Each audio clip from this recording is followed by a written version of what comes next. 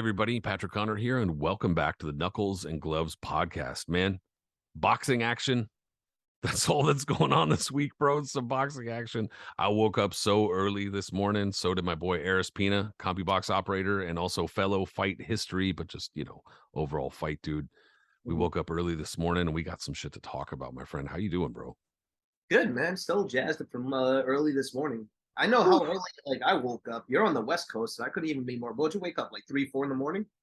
I mean, I was afraid because I kept looking at the times. I was like, all right, what time is this shit going to start? Some of it was like, if you want to see the whole card, you got to wake up at like 2:45. And I'm like, sorry, but that's not happening.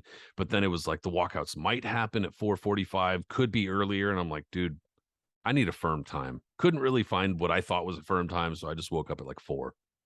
I was like, 4 a.m., which to me is like not that much earlier than I usually wake up, but it's earlier enough that shit was kind of disruptive.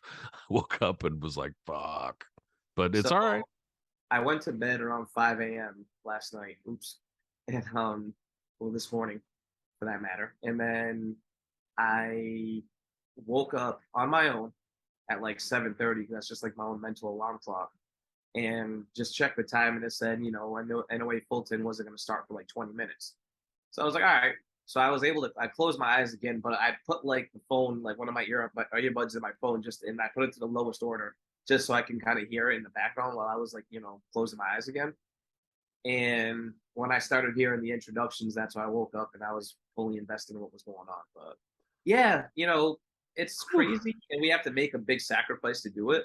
But at the same time, you got to put it in perspective. Think almost like a decade ago, we wouldn't even be able to watch this live, not even a chance. You know what I mean? Yep. We'd have to get like third-party accounts and people posting to Twitter or wherever, we'd be able to figure it out, Wax Boxing or some shit like that. And then all of us, the tape traders and stuff, would be scrounging for footage of it after that. So No, for sure.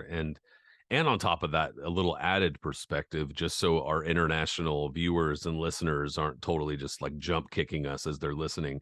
Man, a lot of these folks gotta like wake up at 2, 3 in the morning to catch mainstream US boxing and stuff like that, or stay up that late.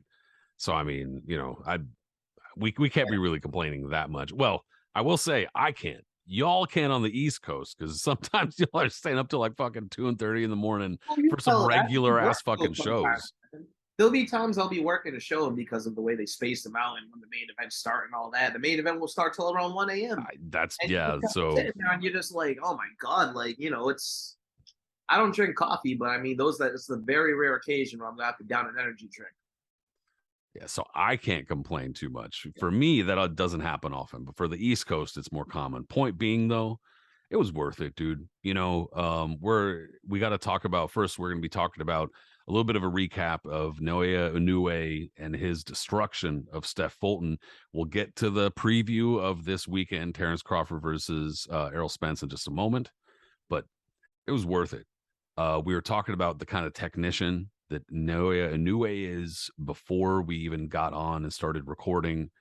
I messaged you like right as the fight started. I'm like, dude, get up. If you're not awake, wake up right now. Fight's about to start. I remember that. I wrote back immediately. I'm good to go. There's all sorts of people who, if you're a casual fan or not a hardcore fan, you might not know who Inoue is.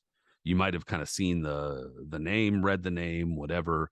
You might have seen the poster that Top Rank did a few years ago with the monster and the kind of Godzilla style thing. You might have been aware of some of these things, but perhaps you weren't really familiar with him. And I brought up the analogy of Ramon Gonzalez Chocolatito a little bit ago, where Inoue has been putting in the work for 7, 8, 9 years already. Chocolatito was doing roughly the same before he arrived on HBO in the mid 2010s. And people were like, who's this new Chocolatito guy? He's not new. He's been doing it. You just weren't aware. It's not our fault you weren't paying attention. And similarly with Inoue, it's not our fault you weren't paying attention because some of us has been singing his praise for a long time. And the performance that he delivered this morning, afternoon, evening, wherever the fuck it was you were at the time, it was special. It was the kind of performance where you're making a really good high level fighter look ordinary. That's exactly what he did. couldn't have said it better. I mean, he was brilliant, absolutely brilliant. And like you said, Pat, he's just one of those guys that if you knew, you knew. You know what I mean? There was already been like rumblings about him right before he even turned pro, and then right away he was kind of hot shot. He wasn't held back from anything. And for him to be a 3 division titleist and then going for his 4th title, and it wasn't like one of those, oh, 4 division titleists like Adrian Broner, or to a lesser degree, someone like who else gets brought up in that category? Leo Games. Yeah, that's a good one. Yeah. I like Games personally. He was a fun little fighter, but I mean, Yeah, but he's the definitely quality of the triple absolutely. champion, Yeah, the beneficiary of being a favorite of an organization. not And super great. exactly.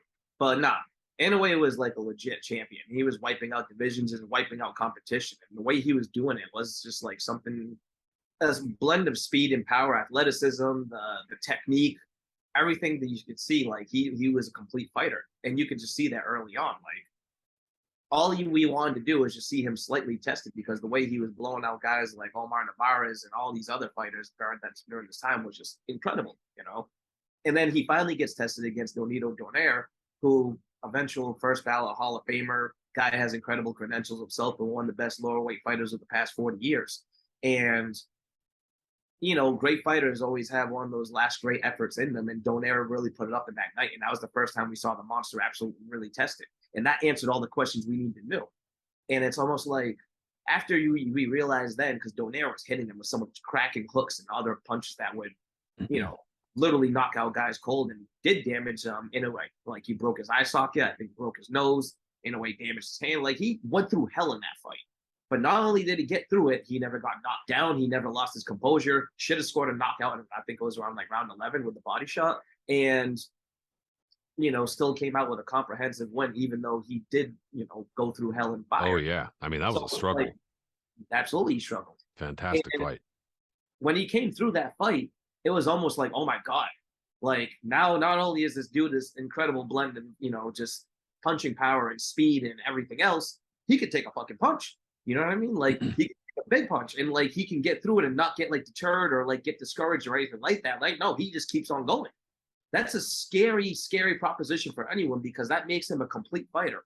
And when you're a complete fighter with that type of talent, that makes you a generational talent. And that's what we're seeing on our hands right now, man. Like it was what he did today with Stephen Fulton. This was a fight that, even though Inoue was a comprehensive favorite by the time the bell rang, many people, especially on boxing Twitter, insiders, everything like that, were looking at it as a true even 50-50 fight.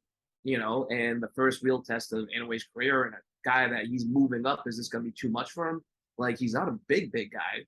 And Fulton has been featured prominently on Showtime a lot, under the PBC banner, and he's been looking dazzling, against guys like Brandon Figueroa and Danny Roman and such. So it's like, if you see Fulton more prominently featured on television, he's the more, I guess, established name on American television.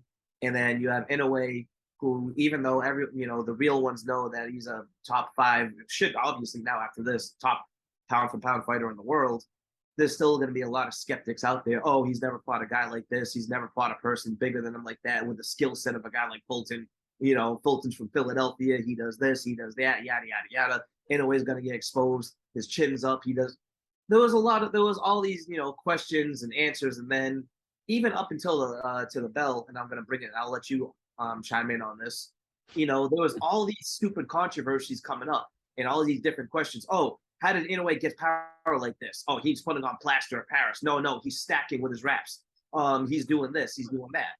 And there was like these questions. There was all these different going back and forth, and all, it was just becoming like a big thing about Inoue. Like, what the hell are we gonna? What the hell? Everybody was just assuming. A lot of people were starting to assume that Inoue was gonna get exposed that night, and that Fulton was gonna be the one to do it. And if not anything, Fulton might even stop him, which is hysterical because he only has 8 knockouts to his credit.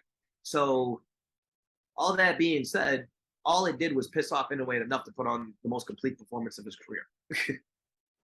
A lot of, and I'll get to exactly what you're talking about in just a sec, but in my opinion, a lot of kind of what we were talking about before with Chocolatito, and the fact that he seems to be arriving on the U.S. scene, or in the kind of U.S. consciousness, of the fans or whatever, a little bit later than some fighters might. apart from the real hardcores or whatever, that kind of leaves the door open a little bit to create these scenarios or these doubts or whatever, where he arrived at world championships very early in his career at a pretty young age. He definitely has a different engaging style with the press than a lot of other fighters do. He's not very engaging. He seems to give shorter answers. He's not as jovial sometimes, etc. So I think that the language, when you add the language barrier to that, I think that that's difficult for a lot of US media and US fans.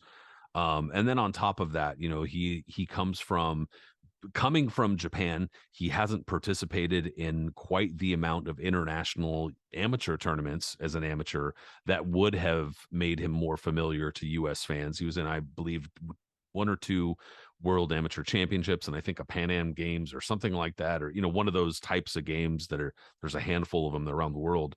And so that being said, that's actually, in my opinion, kind of impressive, because that means that what he's been forced to spar with, train with, the fighters that he's had to go in with, it's a little bit more concentrated. It's not as wide a variety of styles as you might find in a Philadelphia, which is not far from New York, or in LA, or places in Texas, etc. You might see a little bit more higher level variety of styles. So I could be off on that, but I do feel like that's a little bit more impressive, that he's been able to do what he's been able to do with a little bit less, resources, or what seems to be fewer resources. But he's already proven, obviously, today that he has seen that style, or he has seen a style that seems unfamiliar on his record or whatever. And not only did he overcome it, he really fucking overcame it, really, really fucking emphatically. But yeah, those pre-fight scenarios, dude, and the kind of complaints, and they really did seem like borderline excuses. Starting with the hand wraps, we've seen stuff like this in the past, and you see legitimate fights where there are legitimate complaints about hand wraps and pulling out stuffing out of gloves. Luis Resto versus Billy Collins being the obvious one that was fucking awful and terrible and ended tragically on both parts, and then just was icky and stuck with the sport for a really long time. But then you also have these other kind of misunderstood cases, like even Antonio Margarito. The shit that he pulled and his trainer pulled against Shane Mosley is still really misunderstood, because people are like, yeah, he had this fucking big concrete thing in his hand, and it's like, no, he used an old knuckle pad. An old knuckle pad that is like somewhat common to have in the gym, which is still illegal and you can't do, and trying to do that is bad, but that's not having a sledgehammer on your hand. And then further again, to someone like Felix Trinidad, where in the early 2000s, immediately preceding the Bernard Hopkins fight, somebody like Steve Kim writes fucking Cheeto Trinidad in the fucking headline. And so all of a sudden it's quoting Fernando Vargas, it's quoting Joppy, it's quoting, a handful of these other fighters who were like, yeah, the way he hits is not natural. There's got to be something in his gloves. Or I'm sorry, it was immediately after the Hopkins fight, because it was as a result of Nazim Richardson. The only thing that happened, and this will go immediately to this Inoue shit in just a sec, the stacking thing. The only thing that happened was that one of Tito's gloves, they had started wrapping the hand wraps before Nazim Richardson had gotten into the room to watch, which is you have to have a representative from one fighter's side watching the other fighter get their hands wrapped to make sure there's nothing untoward, because otherwise they got to pay an official to do that the entire time, or two officials, and they're not going to do that. So in any case, Nazim Richardson, smart guy in there, saw it and was like, nope, got to start over. I wasn't here. They refused to start over, and that caused the big delay before Hopkins Trinidad. But, et cetera. He was also there for Margarito Mosley. He's the one who caught that shit too. He was very observant and knew what was going on. The other thing for Hopkins Trinidad was that Felix Trinidad Sr., his method of hand wraps was that he would put the tape directly on the knuckles and then alternate tape, gauze, tape, gauze, tape, gauze, and it would essentially create a cast-like effect over the hand, like over specifically this part of the hand on the knuckles there. And so if you look at the way like Felix Trinidad's hands were wrapped, it looks fairly tight. And then there's this big knuckle thing. And so the protest was, oh, it's a big cast like thing. And so the cast helps you hit harder. No, this was the controversy before Inoue Fulton too, was that they were saying, well, yeah, that's why Inoue hits so hard, is because he's using that stacking method. No, that's used to protect the hands. And you can't exactly protect the hands, you know what I'm saying, but also use it as a sledgehammer on your, it doesn't work that way. The whole point of gloves and hand wraps is to protect your hands. That's what the point was from the beginning, was that bare knuckle fighters were getting to like 40 years old and like can't pick up a fucking glass because their hands are useless. Like this is relevant here. So it wound up becoming, and sorry, I know it was a big diatribe, but it's worth being said because it's damaging when this type of shit makes the rounds, even among pundits and like legitimate writers who are writing about this like it's true. Come on, you guys, do better research or ask somebody, because this is bullshit. And then beyond that, that was probably the biggest thing. But then there was some stuff about gloves, and there's talk about PED usage. I don't even really get into that, because it's like, unless there's some massive red flag with one particular fighter or something like that, beyond they don't like getting tested, like any fighter wants to get tested, you know what I'm saying? Beyond something like that, you just kind of assume every fighter's using PEDs, bro. Come on. It's 2023, Eris. I mean, it goes in any sport. You know what I mean? Exactly.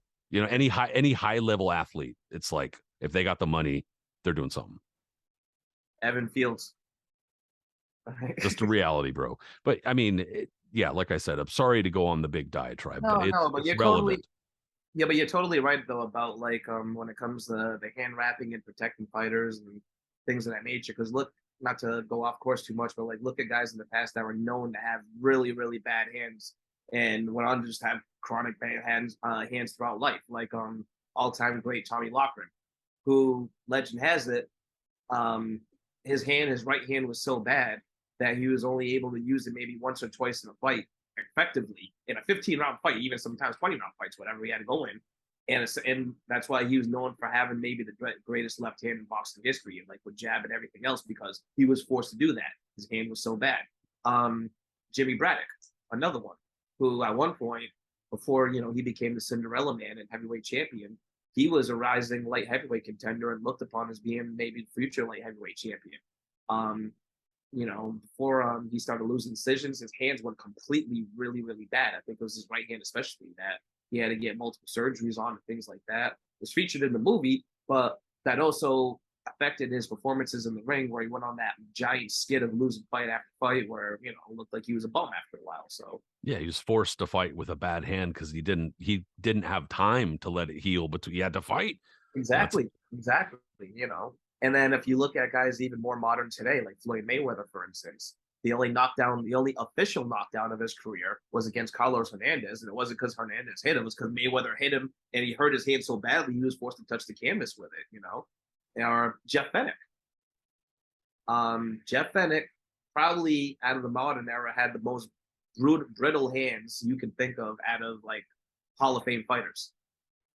For a guy that was a churning puncher the way he was, and rampaging and marauding and beating the shit out of you with his volume and heavy hands, his hands were so brittle that like he was always talking about how he's dumping him in ice after fights and literally in tears. So, Or Harry Coetzee, oh aka yes, the Boxberg Bomber, aka the Bionic Hand, because he had had so many surgeries on his right that they hand. actually fused it into a whole thing, right? Yeah, they fused his hand into a bone, like a giant Yeah, thing where it did become a bionic right hand. it's very difficult convincing me that you could both use this method to protect your hands so that you could use them later in life as a normal human being might be able to, but also have some sort of massive anvil or weapon in your, it doesn't track. And on top of that, it's adding weight. And I'm sorry, yeah, I have a tough time buying it for in almost any case like that.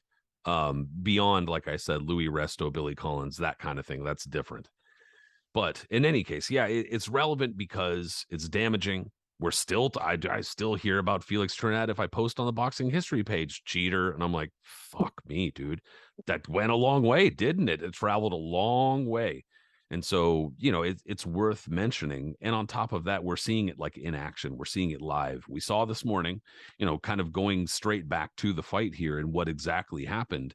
Naoya Inoue, dude, that jab, the jab to the body, the kind of presence of mind that he had, and a lot of the kind of talk leading into the fight was, look, Inoue's never seen anybody like Fulton who could fight on the inside. A lot of Philadelphia fighters are really adept at fighting on the inside. That's kind of the calling card. He's never been in with anybody like that. And that was true. There is some truth to that. But we also saw that like Fulton was not ready for the speed. He wasn't ready for the way that Inoue just seemed to kind of have him measured like really quickly. That Yeah. was what kind of shocked me. I figured that there would be a lot more tussling, a lot more back and forth, that Fulton would be kind of trying to push him around in spots or something, even though I know he's more of a counter puncher, more of an outside guy. I just figured he'd be trying to do something. Mhm. Man, Inoue was on him and on him early. Dude, it was brilliant from the very first jab to the body. Like, we were just talking about it before we started recording. Um, the first minute or so, they were just really intently just staring each other, studying each other, figuring out each other's move, who's going to make the first move, who's going to figure it out, putting the placement, trying to, it's like playing chess, you know what I mean? You're just really trying to feel each other, you're piecing each other out and trying to figure out where you're going to go with it. And then, like you said, right away, though, and anyway, started with the jab to the body. Boom, boom. And he landed a couple of free, and that was him getting his range and getting his timing and distance. And right away, I noticed once he started throwing punches, I noticed right away, like you just said, there was a speed difference. And you could see in Fulton's eyes and in his body language, he was immediately kind of surprised by the Yeah, he speed. wasn't seeing those shots. Oh, yeah, he was really, the It was first like jab. almost the delayed reaction, like pop, like, Yeah, yeah, yeah, exactly. damn. And for a guy who I'm sure he felt that he could at least match Inoue's speed or come, close enough to it. Yeah, he looked visibly surprised right away. It was a jab to the body, jab to the body. Then he started landing jabs to the head, and I was surprised at how accurate and quickly Inoue was like already starting to take him apart. And Fulton was overwhelmed, especially, or it took him a few rounds. Like he started warming up a little bit near the end, but like even then, anything he tried to do, Inoue still had just like a answer for him, and it was like he was overwhelmed. He couldn't keep up with his feet. He couldn't come up with the angles, the foot placement, like just the ring generalship. And anytime Fulton was like forced to do something, like he was usually off with it a little bit. And not to say that Inoue was like landing clean every single time. Like Fulton was showing good defense and rolling with a lot of those punches, but he was still getting tagged and still having points take losing points. And it was just brilliant. Like each round, Inoue got a little bit more dominant. It seemed like, and it was like once he started layering the combinations, boom, Fulton be shaking his head no, but it was just the pure volume and like the beauty of it. Like he was countering Fulton sometimes. You still go to the body. Like the jab was his main key. Fulton couldn't do anything with it, and he just really couldn't get started. There were rounds where he was barely throwing a punch, and Inoue was just dictating the whole pace, And I think the two rounds where like Fulton did have success was like round 5 and I don't know, another round, one of those middle rounds where he landed a few right hands and like started, moving forward. And you would think, okay, yeah, he's having success, but you still can't give him the round. Maybe if you really felt like it, but like I couldn't justify it because anything he did, Inoue still did better that Yeah. round. It still closed it out better. Yeah, it was one of those situations, in my opinion, where when I saw people giving him rounds, I'm not like calling anybody out or like, oh, you're stupid. I don't mean like that. And I think that it's something that can be you really easily get roped into where a fighter does better in a round than he was doing, and you're like, oh, he won the round. Like, nah, he just did better. The other guy still won the round. Mhm. And I think it's easy to kind of get sucked into that fallacy of scoring where if a fighter does a little bit better, he deserves the round because he was getting his ass kicked the last round or something. And I feel like that's kind of what we were seeing. I don't think there's really much question that Inoue should have taken, pretty much all of the rounds. Yeah, dude, he was really dialed in. He started early and he didn't really seem to let up except for a couple of times he seemed as if he was all right, like now I'm going to start opening up. And he started opening up a little bit. And Fulton was like, all right, I'm catching these big shots. Like I'm seeing these. And he did start catching a number of them on his gloves, moving his head a little bit. So it wasn't like he was just standing there the entire time or anything Yeah. like that. And so he did well to kind of force Inoue to make a couple of adjustments, and he did. And like you said, there were 2 rounds where Fulton started using his legs, started kind of doing what he should have been doing from the beginning. He started using his legs, and it started seeming like, oh, okay, this is what he should have been doing from the beginning. This is the key to kind of making Inoue reach, making him, come in, countering his counters type of thing. And he did have some success with that. It's just that Inoue was so crisp, dude. So crisp. I don't want to just make it sound like I'm gushing, like because I don't want to go overboard, Yeah, but it no, really no, was it's literally the truth. When you see a generational damn talent good. like that, and when you see a potential all-time great, and that's where he's on his way to with this, track record that he has going on right now. I mean, bro, you have to gush over a performance like that, right? Like this was the biggest fight of his career. This was on paper, the toughest fight of his career. This was the fight that everybody on boxing Twitter and all the experts were saying that was going to be the toughest one, and the one that was going to either make or break him, and the one that was going to, catapult Fulton to greatness or whatever it was. And like we both said, even though Inoue was a favorite on by the betting odds, this was still looked upon as a true 50-50 fight. And Inoue just dominated him. Like he just didn't even made it, at points it wasn't even really competitive. And that's what great fighters do. That's what great, generational talented fighters do. They take fighters who are fine, very, very good fighters like Fulton and guys who, like I said, I absolutely can see him being champion again at featherweight or wherever he may end Totally. up. But when you fight a generational talent like that, there is a gap there, you know. When a guy like Floyd used to do it, Manny used to do it, Roy Jones, obviously, Bernard Hopkins to a degree. Like, actually, it wasn't to it. I take that back, not to a degree, because Hopkins clearly outclassed guys like Kelly Pavlik and stuff, and Winky Wright. So, I mean, gap right there. You know what I mean? Yeah, and Fulton, unified champion, somebody who was deserving, of the title. Yes. So it wasn't just some chump, but that's the whole point is that Fulton was not a chump. He was a very good fighter, and Inoue separated himself from Fulton so clearly. That's what's so brilliant about it. You know what I mean? That's what makes it so impressive is that Fulton is such a good fighter and looked upon as such a high level fighter in this era and in the world. A lot of people were actually like talking about trying to put him in the bottom end of the pound for pound list, if not actually being there, whatever it may be. And like Inoue just wiped him out, just showed them that there's levels to this still. And Fulton's at a very high level. Inoue's at the very highest level. Yep. No question. Yeah, I could see Fulton winning another title or two. A very, very good fighter. But man, that finish too. That Oh my finish god! was wicked, dude.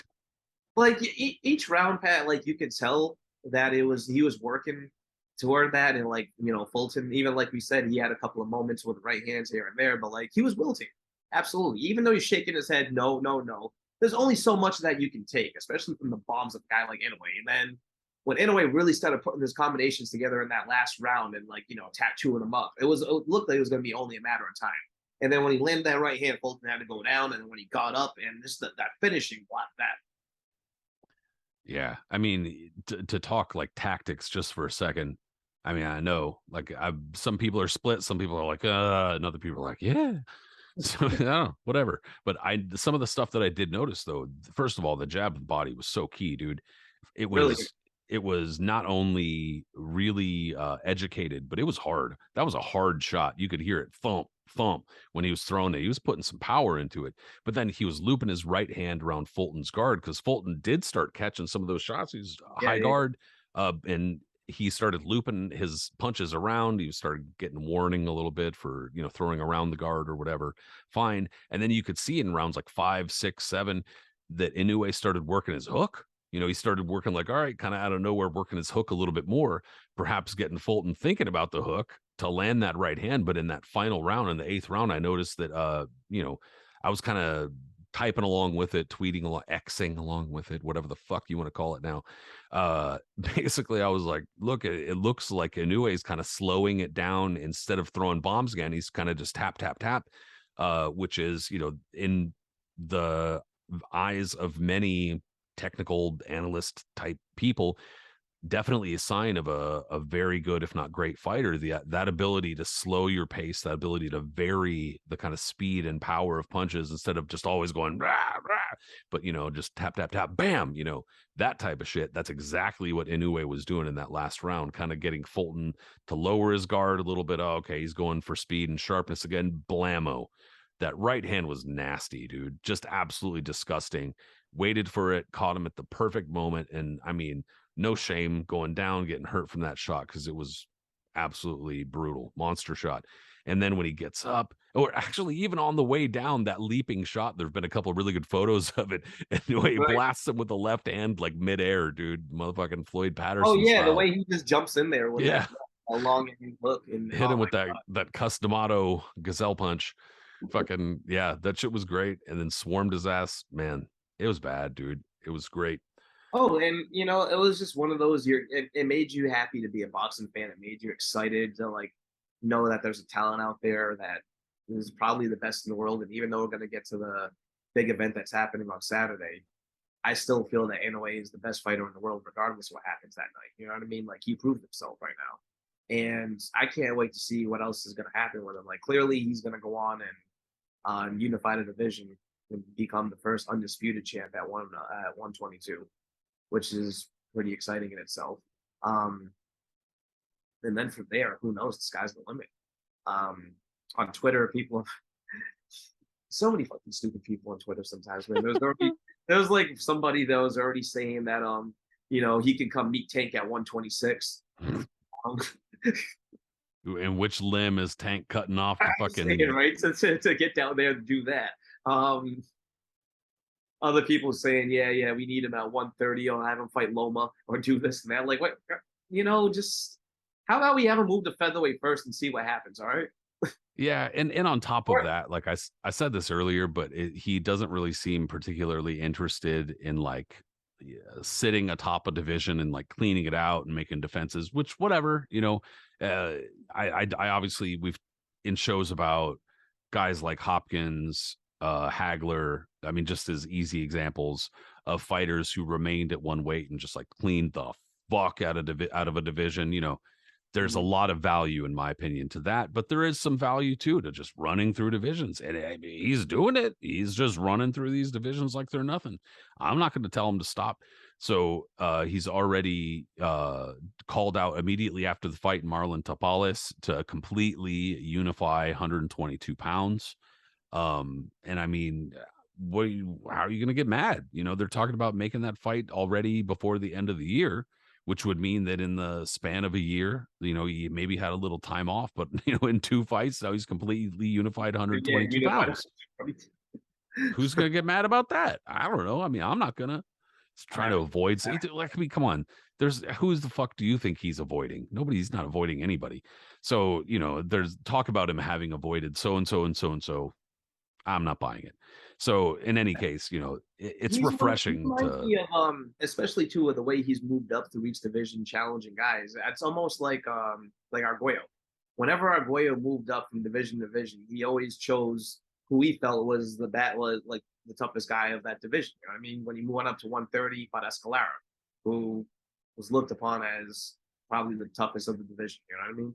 Goes to 135. He fights Jim Watt. Like, yeah, Hilmer Kenty was there, but Watt was the more proven champion and had the win over Howard Davis. So, and I think he went overseas to challenge him for that belt too. And then when he moves up to 140 and he finally runs into the brick wall. But I mean, Aaron Pryor, think about that. Like, he could have fought someone like Saul Mambe or someone other like, a safer champion that he probably would have beat, but he fought the most dangerous guy you could possibly imagine. So Yeah, I mean, everybody has their limit. Inoue is going to have his too if he keeps going up. It's just bound to happen. Period. apparently it's going to be against Tank one day. If it is, it is. I mean, that's whatever. That's fine. But But yeah, I can't see, you know, I don't see him avoiding anybody. I don't, if anybody's getting mad at him for what he's doing, they're dumb.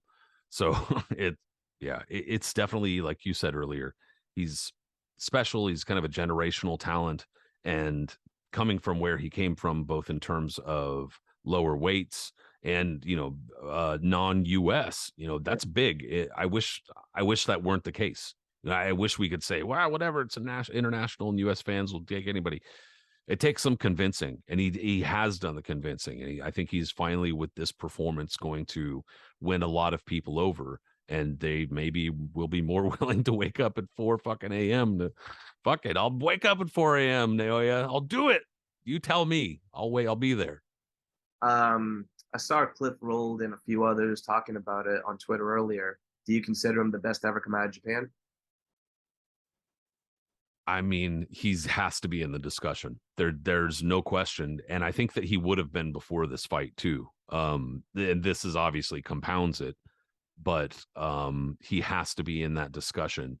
He obviously does not benefit from having fought, like, fighting Harada, for instance, is going to be at the extreme top, of course, too. And he had the benefit of fighting someone as great as Eder Joffre.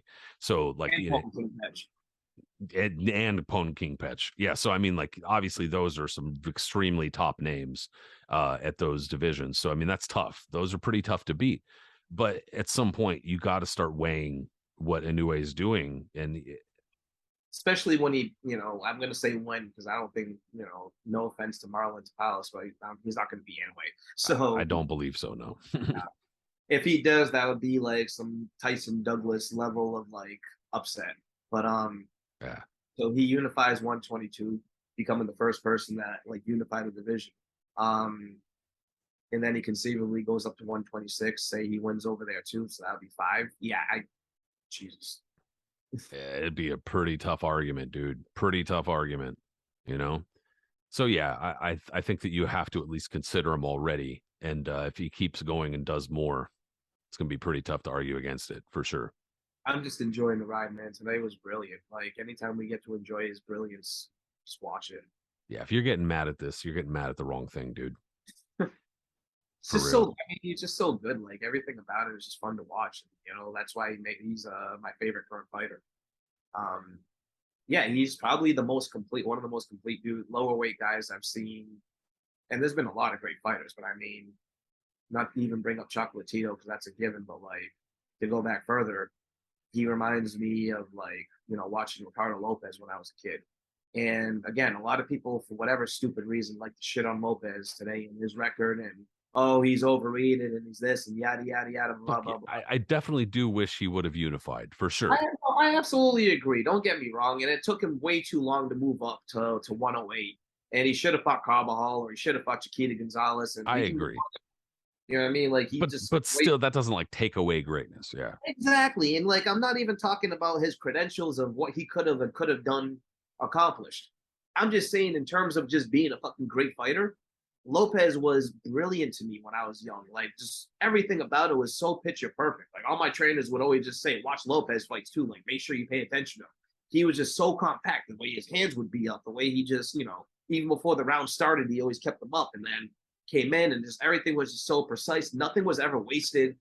He was always on balance. Like it was beautiful. It was like, watching like somebody paint a picture or something like that. And you see the same thing that Inoue did today with Fulton. It kind of gave me the same feeling, you know what I mean? Like a complete fighter just putting on a masterclass.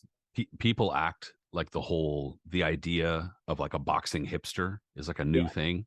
Bro, in the 90s, that's exactly what they were saying about Ricardo Lopez and people who were putting Lopez on their pound for pound list. Like, oh, you're a fucking hardcore hipster or whatever, because if you were putting Lopez high on your pound for pound list, they're talking about where's Shane Mosley, where's Felix Trinidad, where's Roy Jones, and like, whatever.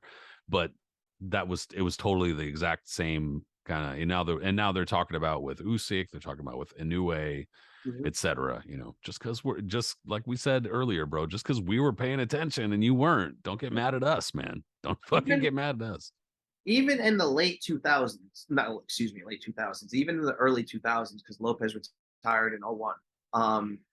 Those last 2 fights of his were on HBO pay-per-views. One of them against actually, funnily enough, against former strawweight champions. One of them, what's got Ratanapol Sorborpin, and the other Yep. one against Zolani Patello. And those were the two times Lopez was ever featured on HBO. It was pay per view, but Merchant, Roy Jones, the rest of them were all commentating. So, and you can even tell with like Lampley and them when they were talking, like they just knew they had a like an all-time great fighter on their presence, and they spoke and they talked about it, like the way in their commentary about it too. Like you're watching a guy at the highest level perfect his craft, and even in the twilight of his career, still no one's gonna be fucking with him. And it's like and you can tell that they were enjoying finally being able to call one of his fights too. And depending on how long Inoue lasts in his career, I don't think he's going to have a career as long as Lopez. Um, who knows? But that way you would get the same sense. Like guys like that, even long lasting in their career near the end, you can just tell anytime they're in the ring, everybody just has this ultimate respect and they just feel like they're honored to be in their presence to watch them do their thing. Well, and excuse me, Lopez was dealing with a similar thing in terms of his weight. He didn't move up, but he didn't get a lot of respect because of the weight he was fighting at. And also he was like just jammed deep onto Don King undercards too. Like, yeah, what a loss. What a waste. And For also, man, it only was 3 pounds, bro. Like, really, all he had to do was go to McDonald's and just get a couple of supersized meals, and he could have won to 108 for a fight. Like, that's all he and I needed. remember how and they had the 29-cent, 39-cent cheeseburgers and shit in the 90s. Yes, Come on, bro. absolutely. This is the mid Come on, 90s. My Lopez. man could have stacked up. Come on, Lopez. Come on, Finito. Yeah. No, Like, it and would when have. Michael Carbajal signed on with Don King around 94, 95 ish. Yep. Because it would have And been right after the pay-per-view. yeah, right after the Chiquita, the third Chiquita pay per view fight. And when he beat Melcher Cobb Castro on one of those very deep on a Don King pay per view, Carbajal that was, you kind of assumed, okay, now him and Lopez, Don signs both of them. Why would they not fight each other? And of course, it didn't happen. Thank God for Rosendo Alvarez showing up out of nowhere, basically. I mean, again, hardcore heads like us who are reading Ring Magazine kind of knew who he was, even though we never watched his fights because there's no footage back then. But like, I knew who he was. I was well aware. When I found out he was going to fight Lopez, I was at least curious because he was another champion, not another just random scrub bucket. But yeah, I don't know. Yeah, it sucks that he was never really featured, and I couldn't say who it was. And I know that he had involvement with Nacho Beristain, and if that's true, then Nacho could have had some hand in that too, because he made some really funky managerial decisions as a trainer too. Which we whatever that's like its own show. Yeah. Nacho, a fantastic trainer, but not the greatest manager, unfortunately. That being said, dude, Inoue, there's no question. He's got to be toward the absolute top of pound for pound list, if you even make pound for pound lists. But there is something to be said for this coming weekend. Obviously, that whatever happens this weekend, it is going to affect these proverbial pound for pound lists one way or another, because we have two top fighters in Errol Spence Jr. and Terence Crawford squaring off finally. I don't want to talk like, man, these guys have been avoiding each other, because I don't really think that's been the case. I think there's been a number of kind of like semi-catastrophic things that have happened in each of their respective careers that have really derailed their careers at the time, where it like didn't really make it feasible to make this fight, because if it happened at that time, one or the other was going to have such a big advantage either financially or in the ring. And I'm not making excuses for them, because similar to the easy example, of course, Mayweather Pacquiao could have happened earlier, should have happened earlier. And I think this fight probably could have happened earlier and should have happened earlier. It's a little bit of a shame that it's happening now, where they're both, late 30s, and they could have been a little bit younger. And so as a result, we might not be seeing each fighter at the absolute best, but it's still a damn top fight. And it is the fight to make, of course, at welterweight, and perhaps the fight to make in boxing right now. So regardless, it's huge, and I hope it does well. But got some stuff to discuss, dude. Got some fucking stuff to discuss, bro. It's a big fight. It's a huge fight. It's like you said, if not, it might be the biggest fight in boxing. It's the one that the world has been clamoring about for the past 5 years or so. All of us have been begging for. We need Crawford versus Spence, and here we are. And like you said, Pat, there was a lot of shit that happened in the past that made it very difficult for this fight to happen. It wasn't, again, I don't think either guy was really scared of the other one or like avoiding each other Nah. much. It's the state of the boxing industry. All right. Boxing has always been that one sport where it's almost impossible for whatever stupid ass reason for the best to end up the best of the best to fight each other. And it eventually will happen. I mean, look at 2023 and how the fantastic it's been this year for fights. Yeah, Uh, and I gotta drop it since you mentioned it, and please let us get right back. But if you are one of these folks talking about boxing's falling apart, not happening, this, that, dude, you're dumb, you're stupid. Look at absolutely. 2023. This year has Absolutely. been great. Please continue. That being said, it's still a pain in the ass to get these fights together because Mhm. that's the state of the Mhm. industry. You know what I mean? It takes forever for a lot of these fights to get made Mhm. because there's promotional differences, there's television differences, there's this, that it comes down to the very, very end. Like there's so many things that have to be agreed upon that it takes forever.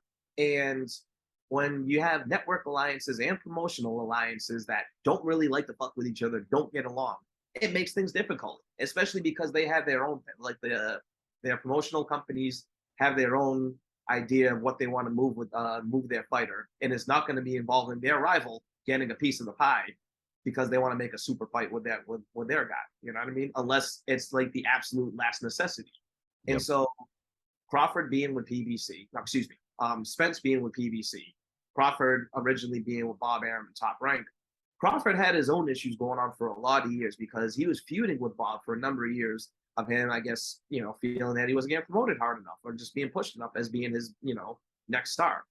Arum, we all know, we've talked a lot about his shit and things he's done and all that. Dude, we could have an entire podcast episode, probably of just clips of stuff we talked about Bob Arum about.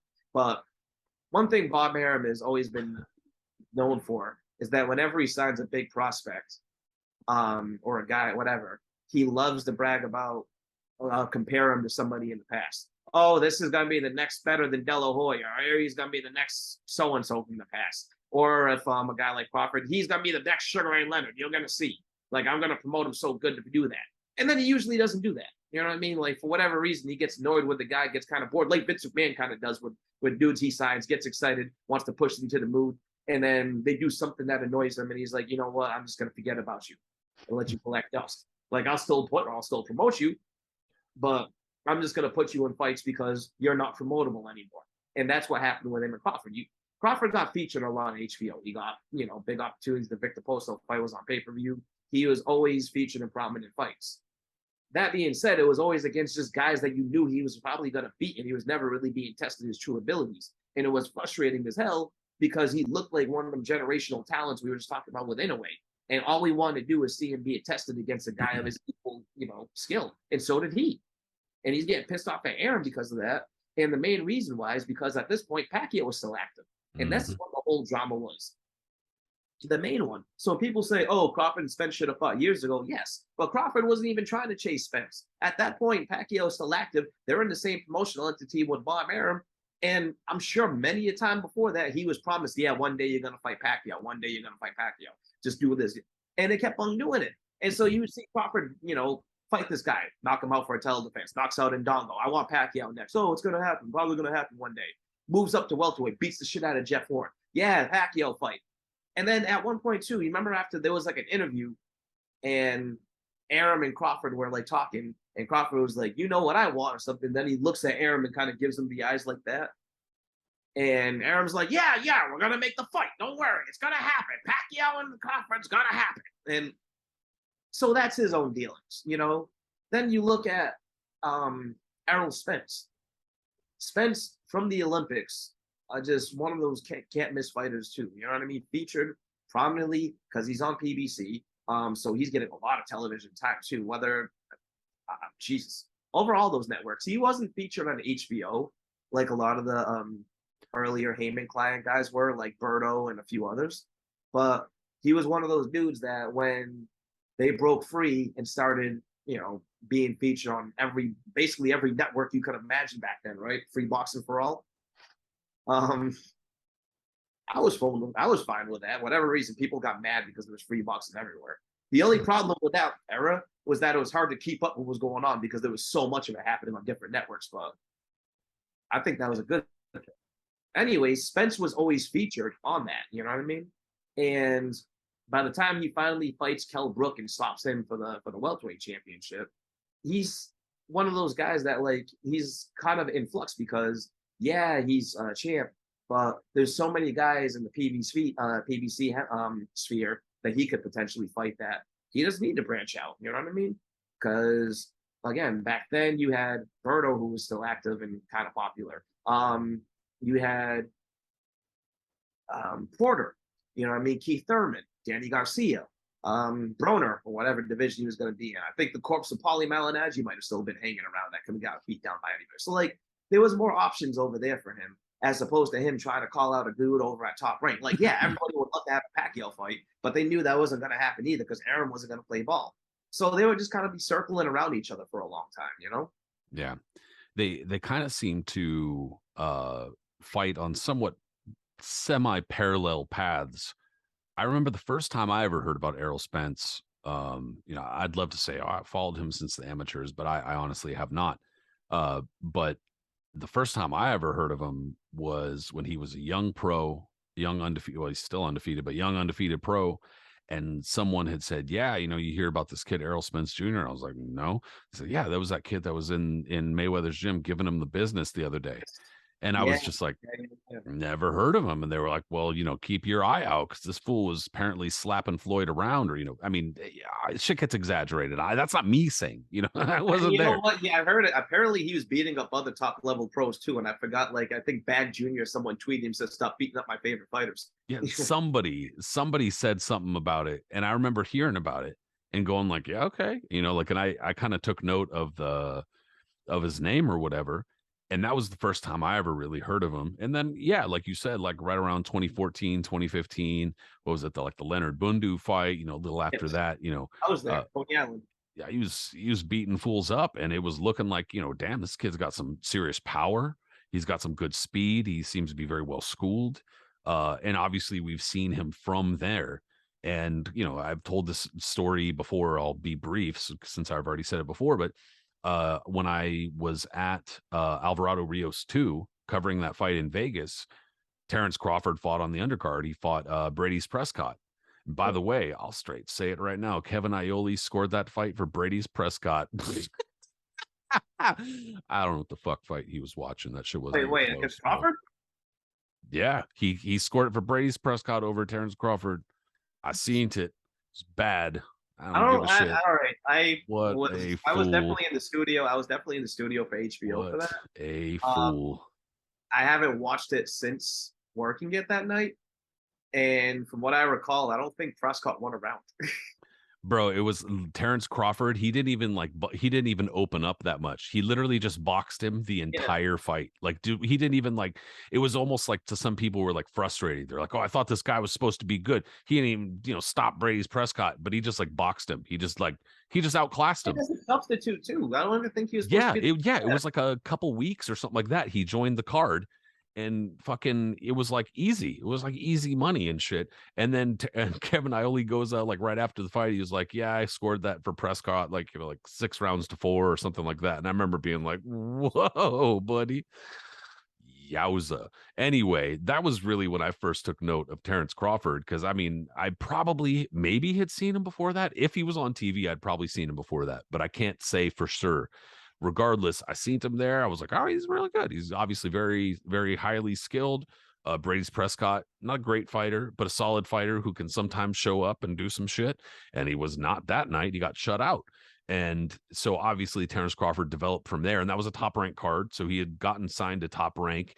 And obviously at 135 pounds, his breakout fight was against Yuriorkis Gamboa. It was a bit of a war. Probably not as much of a war as people thought. Terence Crawford was kind of kicking his ass, just occasionally getting hit with a punch or two here. And Gamboa is the kind of guy who was throw massive bombs, but then get knocked across the ring 2 seconds later. So it looks crazy. It looks all fucking tough man and shit. But that was kind of his breakout fight. And after that was, it's just been shooting onward. But I think that what you were talking about with Top Rank and his issues with Arum are significant because to speak frankly, dude, Top Rank and Bob Arum in particular, at this point, this ain't going to get me in trouble with nobody. I don't do shit in boxing, but they have a history straight up of just kind of hamstringing their own fighters and throwing them under the bus when they don't do well, or they don't pull good numbers, or they're not, selling a lot of pay-per-views. Terence Crawford, he's impossible to promote. He's a lot of problems. And I'm like, this sounds really familiar. I go back to like 2001, Bob Arum about Floyd Mayweather Jr. He doesn't sell. Nobody wants to watch him. And it's like, bro, just a few years later, he's on pay-per-views and selling, very well in the mid 2000s in He was able pay-per-views. to do it on his own. Yeah, it was like And after. yeah, and this is, I mean, it's not like it's not relevant. It is relevant because Arum was saying the exact same thing Oh, about Mayweather. And look absolutely. at Crawford now. I was watching. Before our favorite boxing channel got taken down. Still pissed off about that. Yeah, shout out to Jay Seklo if you're watching, bro. Rest in peace to your YouTube channel. Son of a bitches. He I was watching Floyd Goyo Vargas because I think I just need something to fall asleep to, and that fight sucked. Who we gonna mad? He had a couple of stinkers, to be honest. And I remember because this was the height of Floyd's drama with Arum, saying, Bob won't do this. He's not going to give me this. HBO won't do that. And Arum was saying, yeah, Floyd's not promotable. And it didn't help Floyd's cause that night. That I think that fight was in Vegas and there was barely anybody there. And Floyd did say some crazy shit, like the slave contracts. Oh, I mean, yeah, don't get yeah. me wrong. Don't get me wrong. But I mean, yeah, I was thinking when you were mentioning the Floyd thing, that brought me back to watching that the other night because that was exactly that was like the height of his like issues going on with Arum and everything. yeah, Arum, I remember in an interview, specifically went out and started talking shit about Roger Mayweather and Floyd Sr. and saying he needs to get away, Floyd Jr. needs to get away from those guys. They're bad, it's a bad thing. And that's already a sore subject for Floyd, you know what I'm saying? So it's like, dude, it was back and forth. Point being, this is not a good way to have your fighter do well and do good numbers. And so to come out and say that about Terence Crawford when he's like at the top of his game, he's kicking the crap out of whomever you're putting in front of him, with fairly minimal problems. This is not helpful. Like even if you do feel that way, just to come out and say it like that is not helpful to your cause. It's not going to make him sell better to do that. So anyway, yeah, and then that kind of shit. And then on the other side, to be fair, Errol Spence had his own demons, dude. He was showing up a lot on a lot of these like fan videos and stuff like that, looking pretty ham-dog, looking pretty sauced. So I mean, it looked like he had some shit going on. And then obviously the big car crash, that he looked messed up, bro. I was concerned that he was not going to have much of a career after that. So it's good that he's been able to come back, but it is still a kind of a point of contention, dude. Dude, remember when? Because everybody has to be the first to give news, even if it's bullshit news and fake, which 90% of the time it is, because no one can just sit back and let things play its course. When that car crash happened, remember right away, people were jumping in saying everything from either he's dead or he's going to be in a coma or he's this, he's going to be paralyzed, blah, blah, blah, like all kinds of upset. I can't even say the word. Understand. Unsubstantiated. Exactly. Thank you. It's a word. It's a word. Yeah. Unsubstantiated. And and it's like, yo, what the fuck? Like there was a lot of people that just kind of like everyone was like, oh, from my sources. And these were like from accounts that barely had anything. And so you just kind of like, I'm just gonna let it play its course until I hear from actual verified accounts back then. Ding ding. Remember verified accounts that were real? The news from. So now I just block them. Yeah, and I was probably among the people speculating, but I don't think any of the speculation I did was unfair. Looking at a dude who has, he's got burst blood vessels in his eyes, serious like road rash all up one side of his face. It looked like he had some sort of jaw issue. To me, it was, that's really lucky, bro. You're getting hit in the head. Yeah. And in a sport that has had a lot of tragedy involving car accidents, motorcycle accidents, and just reckless things like that of that nature, it's good. Thank God he didn't become another statistic like that because it was very quick. Could have easily happened. And yeah, but yeah, like that definitely derailed him for a little bit. But then he came back. Was able to defend his title. I think his first fight back was against Danny Garcia. I think so. Yeah. And he didn't look amazing, but he looked good enough for a guy that just suffered from a major car wreck. So that was impressive in itself. and the Porter fight, and again, he like you said, they both had bad luck in terms of like things where they're finally gonna get that big super fight, it looks like, or they get close to it and things just, for one reason or another don't fall through. For Crawford, like I said, it was the Pacquiao fight being dangled like a carrot in his face for a number of years and just never being able to secure it because Aaron would always yank it away. On Then you have on that side when Pacquiao actually was gonna decide to join, make a deal with PBC, and he was gonna fight Errol Spence, which I'm sure Crawford was just fuming about too, because he's like, that was supposed to be my fight, my fight, my fight. And then I was excited for that fight, even though Spence probably was gonna beat him down. I think everybody was because Pacquiao's that dude. And then look at the bad luck of Spence that he suffers the detached retina that he's forced to pull out of that fight. And Ugas ends up taking it. And it's like, so Spence almost might have been feeling like at that point that someone had like a voodoo doll or some shit on him, that they were just like, putting pins in him. Crawford for that matter too. And boxing fans are fed up because Crawford now is basically done with Top Rank. He's essentially a free agent. Spence beats Ugas, and Oh, and the Avanesian fucking debacle. Oh yeah. So they're just wondering, okay, when is this going to happen? When is this going to happen? Why is it going to happen? Boxing's stupid. Blah, blah, blah, blah. To the point where I remember last year it looked like it was going to happen. Like I forgot what it was like during the summertime. It was like it seemed like there was a lot of discussion, a lot of rumors, and it was moving toward that point. Yeah. Cop and all the other accounts were like, giving their updates of what they were hearing, and all of a sudden it fell apart at the very end because, of course, that's boxing, right? And we're just like, God damn it, this is never going to happen now. Like, we're just pissed off. This always happens where we're at the brink of a major fight about to happen. And it looks like it's going to happen. And now you just yanked it away from us because they couldn't they couldn't agree on what pre-fight meal they were going to eat or some shit. And so the fact that we finally got to this point, Crawford was able to make a deal with PBC. They were able to get it together. Kudos to everybody involved because we finally got to this, man. Like you said, Pat, even though they're a little bit older, they're not quite in their primes anymore. They're still two of the best fighters in the world. They're still undefeated. They're two. This is for absolute supremacy of welterweight, if not outright in boxing, depending on how you want to look at it.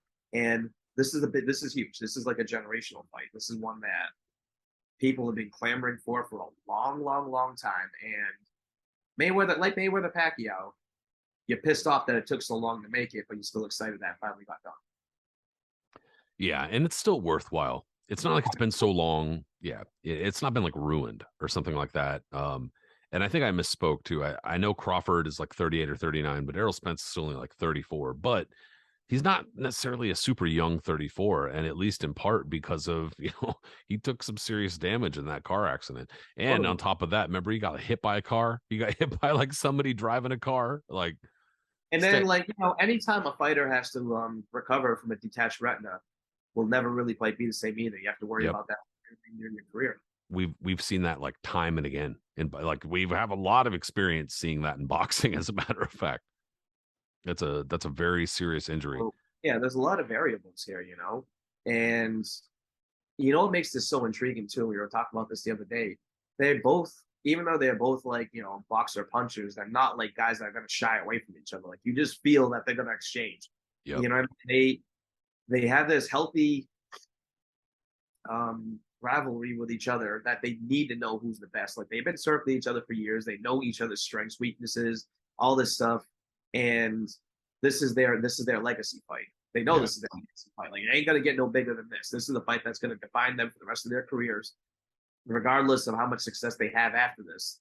And if you're gonna win one fight, this is the one you need to win. Even if you're undefeated, this is the one you need to win more than anything.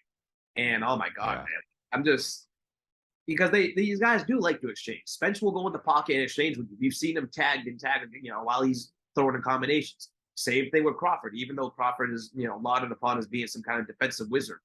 He got tagged by, like you said, Gamboa. He got tagged a lot by Mean Machine. He got tagged by other guys. He can be hit in between combinations sometimes. He adjusts, but he can be tagged. And he can be hurt. So it's like...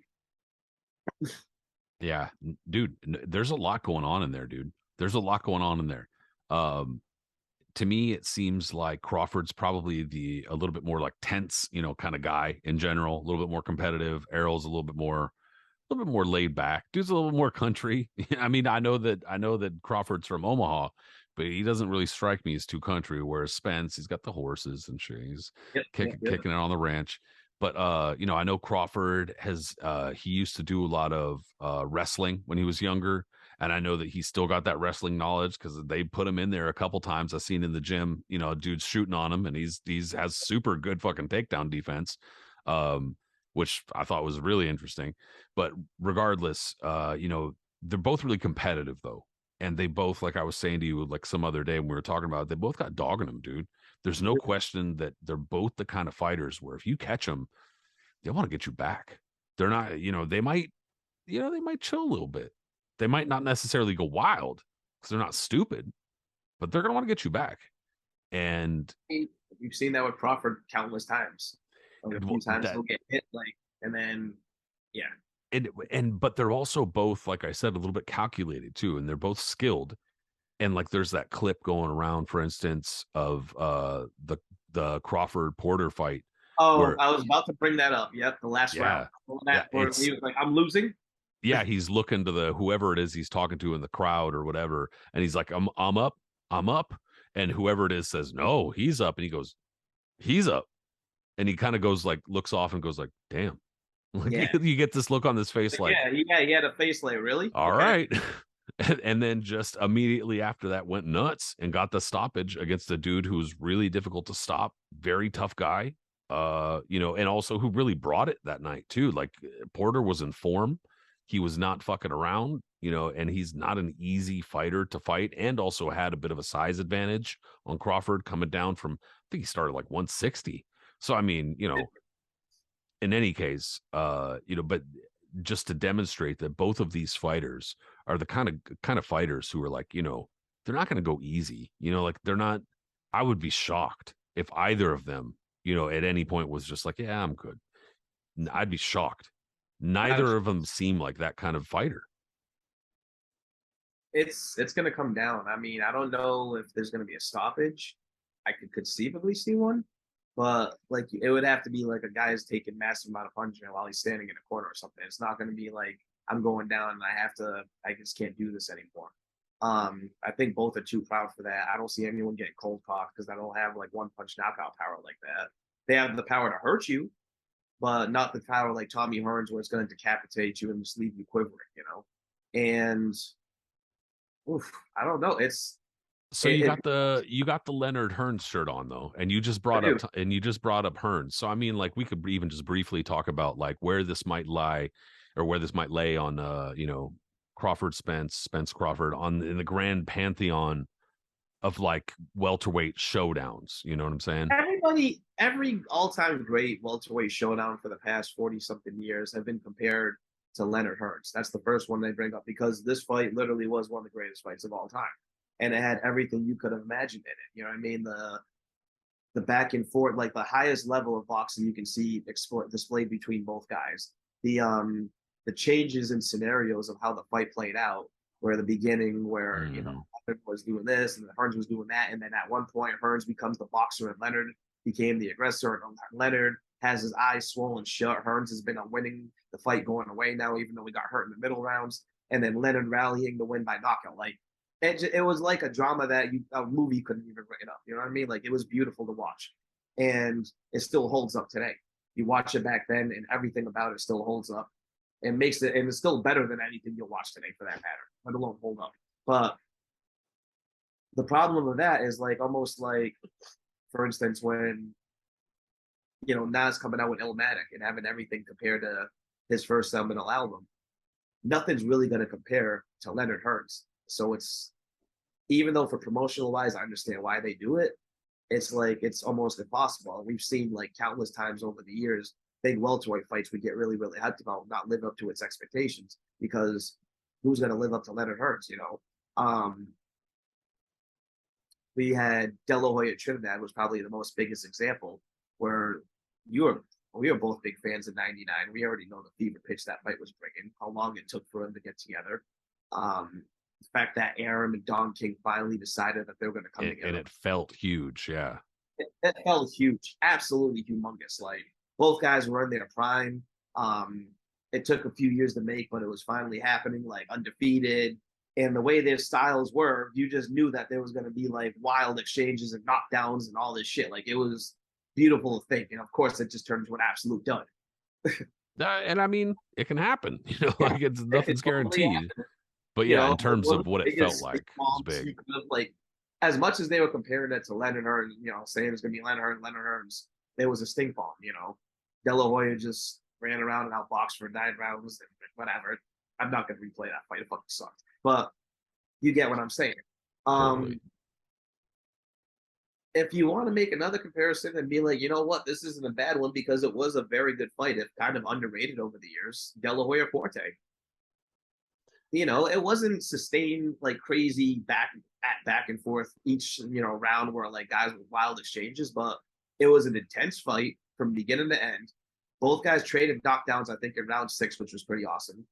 And De La Hoya was struggling up into that fight. Forte, I thought, was winning until the last round when he got dropped and Oscar did that miraculous rally. Yep. And that's a great fight. You know what I mean? It may not be Leonard Hearns, but it doesn't have to be to make it a great fight. And For sure. It's a good call. Forte, yeah, De La Hoya Forte was a great fight in my mind. Like, I had a lot of great exchanges. It was very, like I said, the intensity and the, skill level was up there to the very end. And De La Hoya had to really rally at the end to make a dramatic finish. If Spence and Crawford could compare to even like that or surpass that, I would be more than No, for sure, dude. Like, multiple knockdowns, happy. Yeah. a last minute rally to kind of like change the tide. De La Hoya's having to struggle to win this fight. Yeah, and Ike, great jab. That was a really good fight, dude. That was a good call. Yeah. Yeah, and obviously if you want to go like way back, you're gonna have to fucking dive pretty deep, like if we're talking about fights that were televised and whatnot with the Absolutely. yeah, Armstrong Ross and like these kind of level fights, like I said, you have to go pretty far back, but we don't have to. However, but the whole point being that adding this up here, these are two really seasoned fighters between Crawford and Spence. Like I said, they've kind of traveled a somewhat parallel path. Both of them had really decorated amateur careers. There's a lot of very familiar names if you look at both of their amateur careers. Errol Spence, I'm pretty sure, was an amateur national Golden Gloves champion. Terence Crawford, I think, was a 2 times like silver medalist in the World Amateur Championships. So like these are high level fighters who fought international competition as amateurs, had long amateur careers, have been kind of brought up and pushed in this direction, built up as fighters. And yeah, this fight should have, I guess, happened a couple years earlier and could have, but nonetheless it didn't. We're here now. Shit is big, and I have to ask you, dude, what the fuck is gonna happen, Aris? Oh man. I've been going back and forth. We've been talking about it going back and forth. I'm leaning toward Crawford at the very end of it. I think I've watched both of these guys for a long time. We both, we all have as collectively as fans.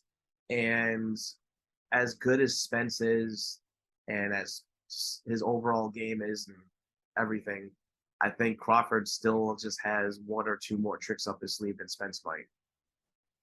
And that he can pull out, you know?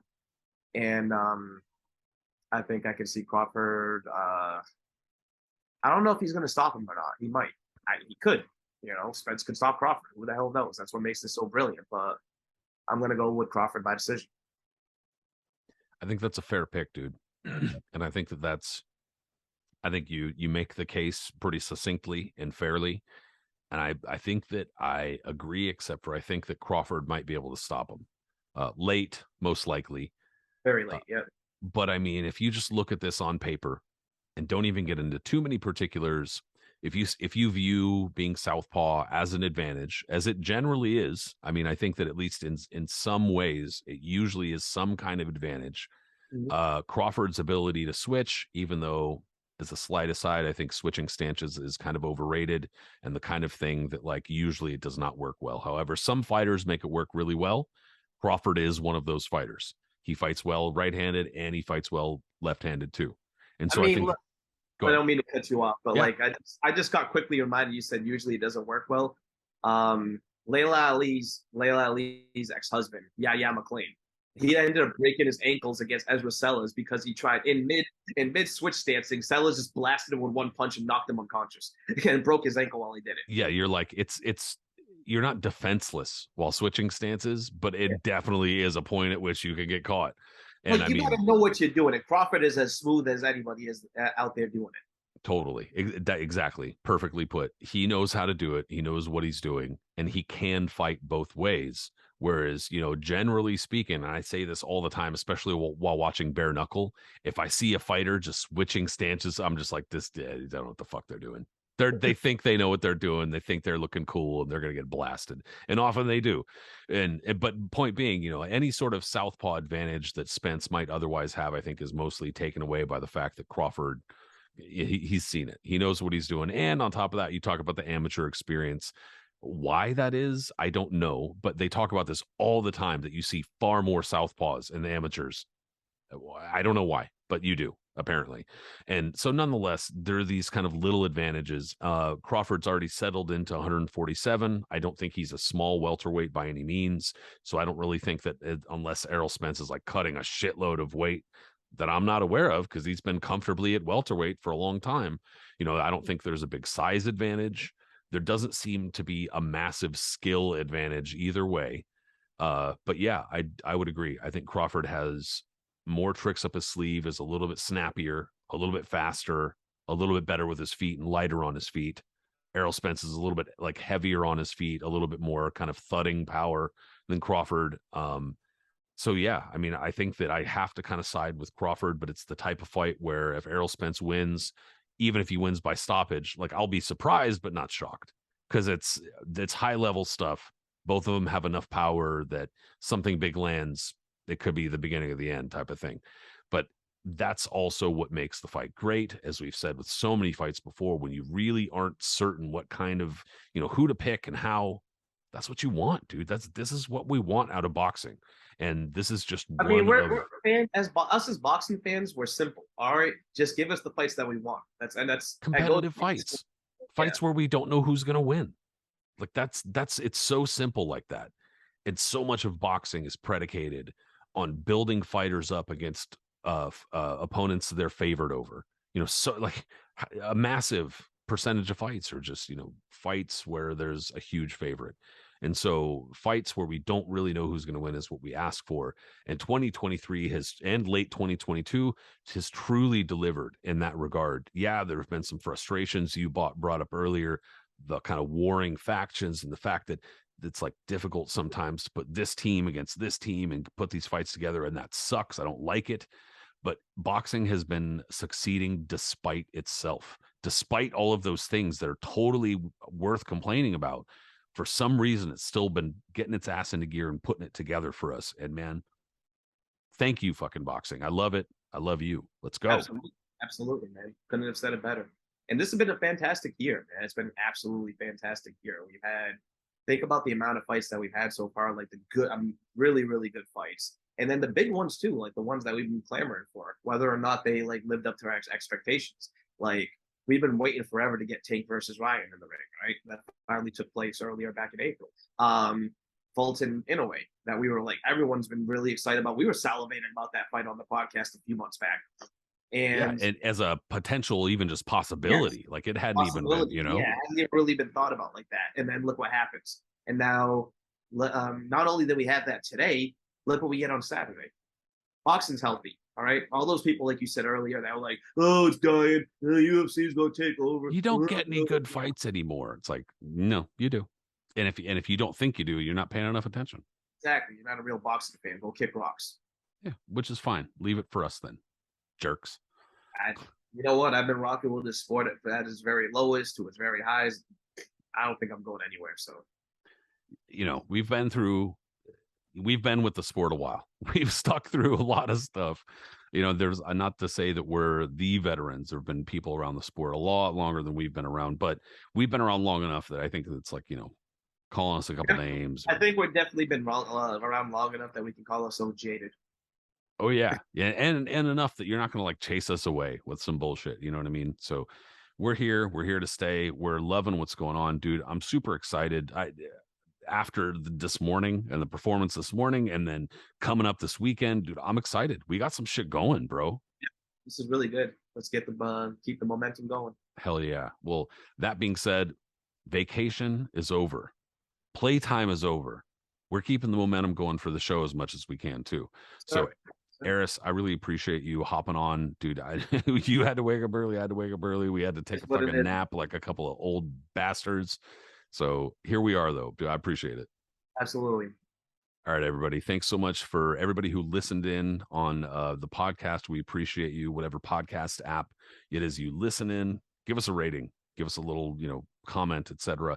And if you watched on YouTube, hello and thank you so much. Same thing. Subscribe, give us a comment or rating, whatever that might be, and we'll try to get back to you. As far as social media goes, don't make me say X. We're on Twitter. It's really variable. It's fucking day to day. But we're there for now. Aris, my dude, Punch Zone, Aris, Aris. He's there. Say hi to him. Me, Patrick Connor. I'm there as Patrick M. Connor. We're also there. The Knuckles and Gloves podcast is on both Facebook and Instagram. So give us a follow. Aris, we'll talk soon, bro. A good one, yeah.